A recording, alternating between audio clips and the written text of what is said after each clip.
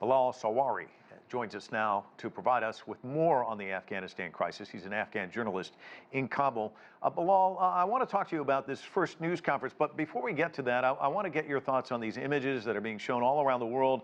Afghans fleeing to the airport, clinging to these transport planes in a desperate attempt to get out of the country. What were your thoughts when you watched this? Well, this is a devastating, a set of events that continues to terrorize Afghans, but also humanity around the world. We have to really put this into the context. This is an operation in the 11th hour. This is too late. People don't feel safe going to the airport. And then once they were there in very big numbers, we saw very chaotic scenes. The American soldiers were firing at them because these crowds of hundreds of people were running towards aircraft.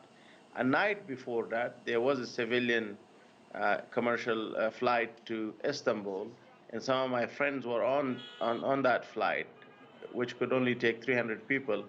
And in a matter of an hour, around 1,000 people gathered. They started like running towards the runway, so that flight was canceled. The flight was supposed to be flying a number of senior Afghan officials, former officials, as well as traders. And then it basically, got bigger and bigger in terms of the chaos. I spoke to one family who confirmed to me that a young baby girl was killed when there was, stampede in there. And I can't even imagine to think that the airport that I have, for example, used both for internal flights and international flights would become a deadly front line. Yeah. At the same time, these are people who fear for their lives. They do not want to leave the airport. So there Yeah, has been issues with water, with food. well, let's and, talk and a little it's bit more about fearing for their lives. We heard these reassurances at this news conference. Can I get your reaction to that? Does that do anything to soothe these fears that people have? Well, we have to really remember that there's a generation of Afghans who work with the American military, the American government on various development projects.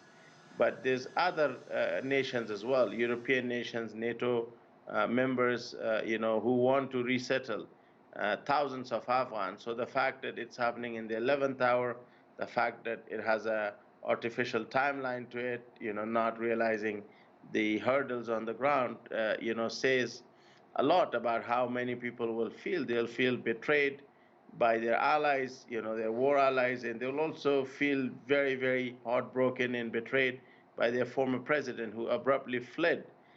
That being said, we also know that the former, government here, led by Ashraf Ghani, had protested quite publicly and privately to the Americans that such a move to, resettle a very big number of Afghans will, trigger a crisis of confidence.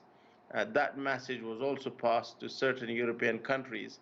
And, one has to also wonder that when that plan was offered, Afghans were happy for months, weeks, but then a lot of documentation was required. And the situation was such that every province, every major provincial capital was falling. So people wanted to get a marriage certificate, people wanted to get a passport, and the next day their province or major provincial capital would have fallen. So that also contributed to a lot of people being stuck. And you're talking about thousands of Afghans who are actually known at a village district level to the Taliban.